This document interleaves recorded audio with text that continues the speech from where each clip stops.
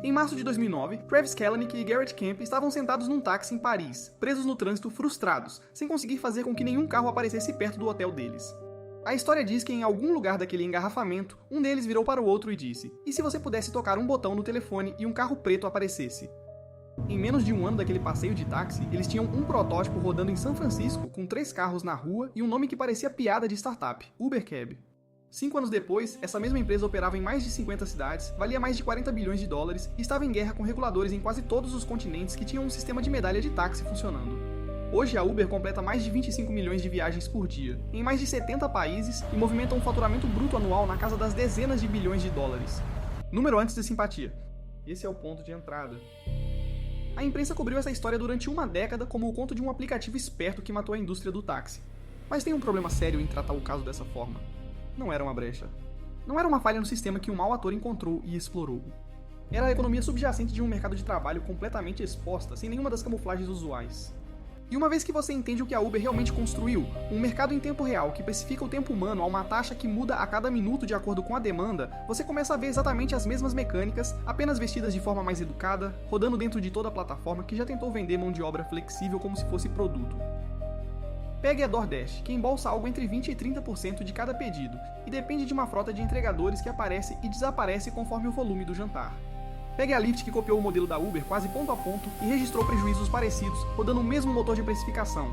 Pegue a Grab, no Sudeste Asiático, que comprou as operações regionais da Uber em 2018 por uma fatia avaliada em cerca de 2 bilhões e meio de dólares, não porque tinha um produto melhor, mas porque teve a paciência de perder dinheiro por mais tempo em mercados onde a tarifa média era uma fração da de São Francisco. Isso não é um problema de margem de 6 ou 7%.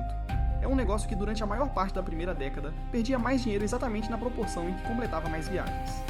Então aqui está a pergunta real escondida embaixo de tudo. Se levar uma pessoa do ponto A ao ponto B é só queimar gasolina e pagar um motorista? Por que custa tão caro rodar a plataforma que coordena esse movimento? E por que, ano após ano, a Uber registrou alguns dos maiores prejuízos da história de qualquer startup do Vale do Silício, enquanto seus motoristas continuavam aparecendo para trabalhar? A resposta honesta é que a viagem não é o produto. A viagem é só um mecanismo de entrega. O produto de verdade, a coisa que está sendo comprada, vendida, defendida em tribunal e disputada por lobistas, é uma opção em tempo real, com preço variável sobre o tempo de trabalho humano, escassa durante o pico de demanda e quase sem valor nas horas mortas. Nos Estados Unidos, uma viagem padrão da Uber custa ao passageiro algo entre 10 e 20 dólares para um trajeto urbano típico. Parece uma transação simples e transparente. Não é, porque no instante em que o passageiro toca em pedir, essa tarifa se divide em pelo menos 2 direções, às vezes 3 ou 4, dependendo de 4 coisas. Se o preço dinâmico está ativo, se o motorista tem direito a algum bônus promocional, se a viagem foi roteada pela Uber Eats como entrega combinada e se o passageiro pagou com crédito promocional bancado pelo orçamento de marketing da própria empresa. Por padrão, a Uber fica com cerca de 25% da tarifa como comissão e paga ao motorista os outros 75%. Para uma corrida curta, é só isso, o fim da história. Para uma viagem mais longa ou de maior demanda, a divisão desloca sob multiplicadores de preço dinâmico que empurram a tarifa do passageiro para cima, 1,5, 2 até 3 vezes a taxa base, com parte dessa elevação indo para o motorista e parte sendo silenciosamente retida pela plataforma, por meio do que a Uber chama internamente de ajustes de precificação dinâmica. Lembre do que eu disse sobre a viagem não ser o produto. A comissão sozinha não basta para bancar o lado da plataforma na equação. A Uber sobrepõe uma camada de receita inteiramente separada por cima da economia da corrida. O passageiro paga taxas de reserva e taxas de serviço que ficam por cima da tarifa, mas não passam pelo motorista de forma nenhuma. Uma viagem de 14 dólares pode ter uma taxa de reserva de 2,50 dólares que vai inteirinha para a Uber, separada dos 25% de comissão já descontados da tarifa base. A economia oculta está aqui. A corrida em si, o produto isca que o passageiro vê, tem margem mínima, ou às vezes nenhuma. O lucro vem de outro lugar, das camadas escondidas por cima. A Uber também vende publicidade para restaurantes e varejistas, cobra dos restaurantes até 30% nos pedidos da Uber Eats e, no caso dos motoristas, embolsa uma fatia de parceiros de frota terceirizados que alugam carros para quem quer dirigir, mas não tem veículo próprio. E aqui está o detalhe que mais importa. Perto de 1/4 dos novos motoristas da Uber não tem um carro que qualifique para a plataforma, o que significa que uma fatia considerável do que parece, na superfície, ser captação de motoristas é, na verdade, a Uber roteando pessoas para esquemas de aluguel e leasing que geram uma linha de receita separada, antes mesmo que o motorista complete uma única viagem paga. Isso não era um quadro de empregos. Era um mercado construindo silenciosamente múltiplas camadas de tarifas em cima de uma transação de trabalho da qual a empresa mal fornecia os carros. Somar esse tipo de monetização em camadas é claramente valioso. Mas é aqui que fica interessante, porque construir a coisa que vale a pena monetizar, em primeiro lugar, é caro quase a ponto de não acreditar. e ninguém sabe de antemão se alguma cidade específica vai alcançar a lucratividade. As estimativas do custo real de lançar a Uber numa única cidade nova variam de algumas centenas de milhares de dólares, no extremo baixo, até mais de 10 milhões, depois que você contabiliza os bônus de captação de motoristas, os créditos promocionais para passageiros, as reservas de seguro, o lobby regulatório local e o custo base de manter uma equipe de operações cujo único trabalho é garantir que exista carro suficiente e passageiro suficiente no mesmo lugar ao mesmo tempo. Aquele número mais alto se decompõe em algo próximo de gasto direto em subsídio e marketing, mais outro tanto que representa o custo amortizado da infraestrutura global de engenharia que a Uber teve que construir só para dar conta do matching, do roteamento, do cálculo de preço dinâmico e da detecção de fraude, em milhões de viagens simultâneas em dezenas de países todos os dias.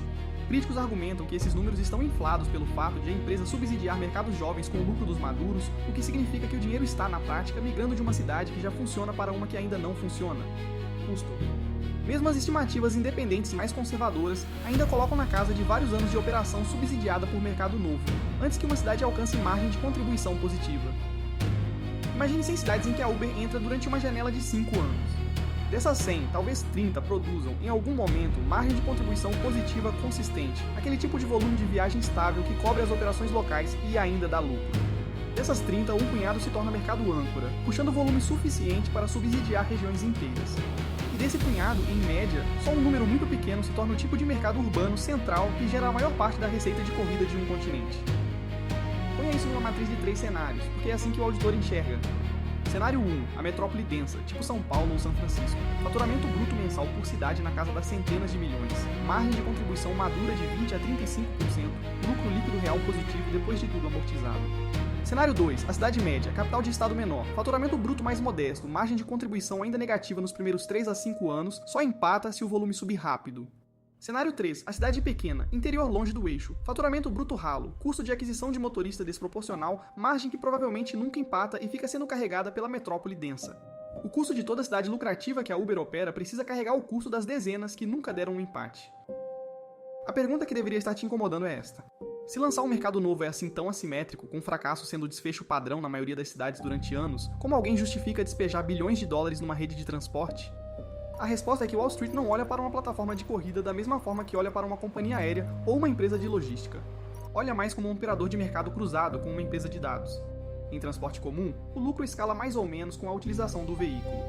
A economia de plataforma de corrida não funciona assim, é enviesada de propósito. Um único mercado urbano denso gera margem de contribuição suficiente para cobrir o prejuízo de dezenas de cidades menores que nunca alcançam escala. Olha como as plataformas da indústria são construídas ao redor dessa assimetria. A Didi na China foi all-in num único mercado doméstico gigantesco e cavou densidade até se tornar a operadora dominante do planeta por volume de viagem. A Lyft focou quase exclusivamente nos Estados Unidos, usando a escala menor para evitar a guerra regulatória global. A Grab absorveu as operações do Sudeste Asiático e se especializou em mercados onde os táxis de motocicleta dominavam, construindo uma estrutura de custos inteiramente diferente em torno de veículos de 2 rodas que custam uma fração do que custa um carro. Entre essas plataformas, a taxa de retenção implícita numa viagem varia de 15%, em mercados agressivamente competitivos, a 35%, em centros urbanos densos com poucas alternativas. Números que seriam extraordinários em quase qualquer outro tipo de mercado de trabalho. E quando os investidores precificam essas plataformas, mal estão olhando para a receita atual de corrida. Estão precificando mercados que sequer lançaram ainda, com base em dados de mobilidade que têm só alguns anos de idade. Aí veio uma categoria de receita tão torta que reescreveu a estratégia da plataforma inteira em tempo real. Você já sabe os nomes: Eats, Postmates, Corner Shop. São negócios de entrega originalmente enxertados nas frotas de corrida e que se revelaram redes de logística de ponto A a B, notavelmente eficazes para comida e mantimentos. O que se seguiu foi um dos negócios de marketplace que mais cresceu na história. A demanda ultrapassou tanto a oferta de motoristas que, mesmo com taxas de entrega premium, restaurantes desligavam os pedidos nos horários de pico e clientes esperavam 90 minutos por um burrito frio. Tem uma reviravolta aqui, porém. O gargalo não eram os motoristas. A massa de trabalho atrás dessas entregas era, em grande parte, a mesma frota que já fazia as corridas. O gargalo era a capacidade de produção do restaurante, especificamente a capacidade física de uma cozinha preparar comida rápido ou suficiente para acompanhar uma plataforma empurrando 50 pedidos para um balcão construído para 10. Então, as plataformas gastaram bilhões de dólares construindo cozinhas fantasma, centros de fulfillment isolados e dark stores, anos depois do modelo de entrega já estar provado. Porque nessa categoria específica, a capacidade física de logística de última milha se tornou uma barreira de entrada tão valiosa quanto o próprio algoritmo de matching. Mas um negócio de entrega cria um tipo de problema diferente, um que não tem nada a ver com algoritmo ou design de app. Quem é que paga por tudo isso? Na economia das plataformas de corrida, a pessoa sentada no banco de trás quase nunca é quem paga o custo integral da viagem. Entre a plataforma e o motorista fica uma longa cadeia de instituições, seguradoras, parceiros de locação de frota, processadores de cartão de crédito, órgãos regulatórios de permissão e um grupo de intermediários chamados gestores de frota terceirizados. Por causa dessa cadeia, o pagamento por viagem que às vezes aparece em relatórios de resultado, conhecido como ganho bruto do motorista, quase nunca é o que de fato troca de mãos. As plataformas negociam taxas de aluguel de veículo, franquias de seguro e estruturas de comissão com parceiros de frota e motoristas individuais, em portas fechadas, em troca de manter o motorista na plataforma e ativo nos horários de pico. A distância entre a taxa pública de 75% para o motorista e o ganho líquido privado que o motorista de fato leva para casa, depois de gasolina, seguro, depreciação e taxas de aluguel, tem um nome na indústria. Chamam de Take Rate Gap, a brecha da taxa de retenção, e ela gera um resultado estranho. Uma plataforma pode anunciar publicamente um repasse de 75% ao motorista, enquanto o seu ganho líquido médio real por viagem, depois de todos os custos contabilizados, fica mais perto de 50% ou 55% da tarifa bruta, porque custo de veículo, combustível e tempo ocioso são absorvidos inteiramente pelo lado trabalho do mercado. Se o sistema de ganhos já é esse labirinto, você precisa perguntar quem está capturando silenciosamente a maior fatia de cada viagem concluída. E nem sempre é a plataforma. Um punhado de empresas de gestão de frota, operações de leasing de veículo e seguradoras controlam uma fatia enorme do pipeline de oferta de motoristas nos mercados principais. O trabalho delas no papel é fornecer veículos e cobertura adequados para quem quer dirigir para Uber. Na prática, elas têm uma alavancagem enorme. Recuse oferecer condições de locação favoráveis, e um parceiro de frota pode simplesmente rotear o inventário dele para uma plataforma concorrente, cortando uma empresa de corrida de uma fatia significativa da oferta de motoristas da noite para o dia. Isso cria um incentivo genuinamente estranho. Gestores de frota e parceiros de aluguel costumam preferir motoristas que dirigem mais horas, porque mais horas significa mais receita de locação para eles, e tipicamente estruturam contratos semanais que forçam o motorista a bater uma contagem mínima de viagens só para empatar o custo do aluguel. É parte do motivo pelo qual motoristas part-time da Uber lutaram durante anos para fazer a economia funcionar, mesmo depois de qualificados, porque não conseguiam espalhar um custo fixo de aluguel semanal entre viagens suficientes para fazer cada corrida valer a pena. E aqui está a parte mais cruel de todo o arranjo. Motoristas que absorvem custo integral de combustível e depreciação, ou presos no aluguel semanal que precisam pagar dirijam ou não veem nenhum do prêmio de preço dinâmico da plataforma de uma forma que compense de verdade o custo fixo. Eles costumam ser os únicos pagando algo perto do custo operacional cheio do veículo, enquanto todo mundo na cadeia upstream leva silenciosamente uma porcentagem por cima da tarifa. Então, o preço é estranho, os intermediários são poderosos e o sistema inteiro é construído para proteger uma vantagem de matching em tempo real que fica mais fina a cada ano. O que acontece no dia em que essa vantagem finalmente acabar? Acontece rápido e acontece de forma brutal. No instante em que uma plataforma concorrente entra num mercado com uma comissão melhor para o motorista, motoristas que nunca tiveram que se comprometer exclusivamente com um app e que podem rodar várias plataformas ao mesmo tempo, inundam e competem quase inteiramente em taxa de retenção dentro de meses. Essa competição tipicamente varre entre 20% e 40% da margem de corrida da plataforma original numa cidade, dentro de um único trimestre. Design de app e fidelidade do passageiro não conseguem impedir o passageiro de abrir um segundo app e checar o preço, cortando a plataforma dos seus passageiros leais justamente nas horas de pico, onde a margem é mais alta. Uma plataforma que estava curtindo 25% de comissão numa cidade pode, num único trimestre, ver a sua taxa média empurrada para 18% ou 20%, só por um concorrente mais barato aparecer na loja de apps. Os negócios de entrega ganham um pouco mais de proteção aqui, simplesmente porque o custo de troca para um restaurante é mais alto do que para um passageiro. Essa fricção extra desacelera o sangramento, com a taxa de retenção da plataforma tipicamente caindo 10% a 20%, em vez da compressão quase total que se vê nas guerras de preço de corrida pura. Mas mais devagar não é a mesma coisa que seguro, e explica por que as plataformas gastam quase qualquer coisa para impedir que essa compressão de margem chegue a toda velocidade. É aqui que o lado operacional da indústria fica tão importante quanto o lado de engenharia. Uma estratégia que se chama hierarquização de motorista, que é uma versão ligeiramente modificada do mesmo status de motorista justo quando ele considera trocar de plataforma. Talvez seja um tier diamante com acesso prioritário à fila do aeroporto. Talvez seja uma comissão reduzida que desbloqueia depois de certa contagem semanal de viagens. Cada pequeno benefício gera o próprio efeito de retenção, reiniciando o relógio de uma relação que mal mudou na substância. Um truque relacionado, às vezes chamado de engenharia de bônus, envolve a plataforma ativamente empurrando os motoristas para zonas de pico e áreas de alta demanda com empurrões dentro do app, filtros de destino e bônus de sequência que mantêm o motorista na rua por mais tempo do que ele ficaria naturalmente. As promoções Quest da Uber são de novo o caso de manual. Aqueles bônus semanais de sequência não eram sobre fazer o motorista ganhar mais por viagem, eram sobre comprar travamento de agenda, e eles compraram anos de retenção de motorista em mercados onde um concorrente poderia ter oferecido uma taxa fixa mais limpa. Além de tudo isso, as plataformas às vezes assentam disputas regulatórias com o cartão local de táxi, concordando em silêncio com pisos mínimos de tarifa ou multiplicadores de preço dinâmico limitados pela cidade, um arranjo que os reguladores examinam há anos porque parece menos proteção ao consumidor e mais a plataforma incumbente pagando para manter o mercado confortável para si mesma, enquanto dificulta para um concorrente mais barato destruir a margem.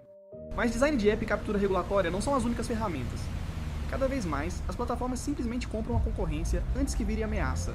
Em vez de bancar elas mesmas a entrada arriscada no mercado jovem, as grandes plataformas passaram a adquirir concorrentes regionais depois que esses operadores já provariam que a cidade ou o país funciona. A Uber pagou cerca de 200 milhões de dólares para adquirir fatia controlante da Careem, concorrente do Oriente Médio, basicamente para botar a mão numa rede regional já aprovada. A Didi comprou as operações da Uber na China em 2016 em troca de uma fatia da própria Didi, efetivamente trocando um mercado em que perdia dinheiro por equity na vencedora. A Grab absorveu o negócio da Uber no Sudeste Asiático em 2018 por uma fatia similar, para parar de travar uma guerra de preço que nenhum lado venceria. O padrão que emerge é uma divisão de trabalho. Operadores locais assumem o risco terrível de construir um mercado do zero, e os gigantes aparecem depois, com talão de cheques ou troca de equity, comprando certeza em vez de criá-la do nada. Todo esse deslocamento de risco funciona até o momento em que não funciona, e quando falha, falha em escala que ameaça derrubar uma plataforma que parecia intocável. Em 2017, a Uber se enroscou numa crise de governança depois que uma ex-engenheira publicou um relato detalhado de assédio sistêmico e do encobrimento de um escândalo de acesso a prontuários médicos envolvendo uma vítima de estupro na Índia, disparando uma cascata de saídas de executivos, uma ação de acionistas e, por fim, a renúncia forçada do fundador Travis Kalanick. O que se seguiu foram bilhões em acordos legais e dano de reputação, por cima dos prejuízos enormes que a empresa já registrava. A saída da Didi da China é caso ainda mais duro. Anos de crescimento agressivo e subsidiado acabaram atraindo tanta pressão regulatória do governo chinês que a Didi foi deslistada da Bolsa de Nova York e forçada a uma revisão de cibersegurança que apagou dezenas de bilhões em valor de mercado. Mesmo um único processo de classificação de motorista emblemático, como o da Proposta 22 na Califórnia, pode consumir centenas de milhões de dólares em gasto político e jurídico antes que um tribunal tenha, de fato, decidido permanentemente se motoristas são empregados ou contratados. Empresas dessa indústria não tratam risco regulatório e litigioso como emergência rara. Elas constroem reservas de classificação, reservas de seguro e orçamentos de lobby direto no planejamento financeiro, do mesmo jeito que uma farmacêutica provisiona um processo que espera nunca acontecer. Apesar de absorver prejuízos desse tamanho, ano após ano, a margem bruta da indústria em viagens concluídas continuou subindo à medida que a empresa amadureceu. Como isso segue sendo verdade? Põe os números lado a lado e o padrão fica óbvio. Plataformas de corrida maduras tipicamente registram margem de contribuição de 20 a 35% em viagens individuais. Empresas de software tidas como padrão ouro de lucratividade rodam entre 20 e 35%. Operadoras de táxi tradicionais, sob peso da dívida de medalha, manutenção e despacho, costumam ficar entre 5 e 10%. Sistemas de transporte público têm sorte de cobrir 30 a 40% do custo operacional com a receita de tarifa, o resto comido por subsídio. Plataformas de entrega de comida operam com margens de apenas 2 a 5% por pedido. A indústria de corrida, uma vez madura, fica surpreendentemente alta nessa lista. E o motivo volta à mesma ideia de abertura. Os ativos centrais não são físicos, são algorítmicos e contratuais. Depois que o mercado está vivo e os dois lados aparecem de forma confiável, o custo de dar match em cada viagem adicional costuma ficar perto de zero. Enquanto o preço cobrado por aquela viagem é definido não pelo custo do carro ou do motorista, mas pelo que o mercado aceita naquele exato momento de pico, quando o passageiro não tem alternativa melhor. Esse vazio, protegido por um mercado de dois lados que fica mais líquido a cada motorista e passageiro adicional, é onde a margem de contribuição numa corrida madura passa de 30%. Mas a maior ameaça a esse modelo na próxima década pode não ser uma plataforma rival, pode ser a classificação trabalhista, que tornou o modelo inteiro viável em primeiro lugar. Durante a maior parte da história, a Uber se destacou entre empresas de transporte por classificar os motoristas como contratados independentes, não como empregados, diferente das operadoras de táxi e dos sistemas de trânsito. Essa vantagem está se desfazendo em tempo real, conforme tribunais no Reino Unido, na Califórnia, na Espanha e na União Europeia emitem decisões que estreitam a definição de contratado e forçam a reclassificação dos motoristas como trabalhadores com piso salarial, folga remunerada e, em alguns casos, benefícios. Em resposta, as plataformas passaram a empurrar os motoristas para formatos de entrega e frete, onde a classificação de contratado é mais defensável na justiça e a priorizar parcerias de veículo autônomo. O que tudo isso soma no fim é o seguinte: uma empresa de corrida não é no núcleo um negócio de transporte. O carro, o app, a notificação de preço dinâmico, a avaliação do motorista, essas são só a casca visível em volta do ativo real, que é um mercado de dois lados, em tempo real, com preço variável que dá match entre tempo de trabalho humano ocioso e demanda humana momentânea, num preço que nenhum lado conseguiria negociar sozinho. Cada parte da indústria que percorremos, a hierarquização de motorista, a engenharia de pico, a aquisição de concorrentes regionais, as guerras regulatórias de classificação, o negócio de entrega enxertado em cima, o frete enxertado depois, é uma só máquina conectada, construída para atrair o mercado de dois lados, torná-lo mais líquido e extrair o máximo de valor de cada match antes que concorrentes ou reguladores forcem o preço da viagem para baixo, até o custo real do tempo do motorista. É por isso também que a indústria provoca sentimentos tão contraditórios. A mesma empresa que leva 1/4 da tarifa do motorista e o classifica como contratado é frequentemente a mesma empresa cujo marketplace tornou possível o transporte sob demanda e acessível em cidades onde o táxi nunca apareceu. As duas coisas são verdadeiras ao mesmo tempo porque vêm do mesmo incentivo. Agora na guilhotina do payback, a pergunta que o auditor nunca solta: quanto tempo para recuperar o investimento? No lado da empresa, recuperar o que se gastou para entrar numa cidade nova demora, no cenário realista, de 3 a 7 anos de operação subsidiada antes da primeira margem de contribuição positiva, e aí ainda carrega o custo das cidades que nunca empatam. O payback não é meses, é uma meia década por cidade, e uma cidade sozinha não escala. Só o punhado de metrópoles densas que vira âncora recupera no continente inteiro, o que foi apostado nas dezenas de cidades pequenas. Você está apostando numa janela, não num ativo. Esse é o contraste que devia te incomodar. Enquanto isso, milhões de pessoas deixam o dinheiro apodrecer na renda fixa, contente com um real de 1% ao ano acima da inflação, e chamam isso de conservador. Conservador é só um nome bonito para dinheiro que recusa o risco e, junto com ele, recusa qualquer chance de construir alguma coisa que valha a pena. A renda fixa não é segura, é a versão mais lenta de perder. Se a Uber ergueu 60 bilhões em valor passeando pelo fio da navalha durante uma década inteira, a pergunta não é se vale a pena o risco. A pergunta é por que você ainda chama de investimento o que rende menos que a inflação? Número antes de simpatia.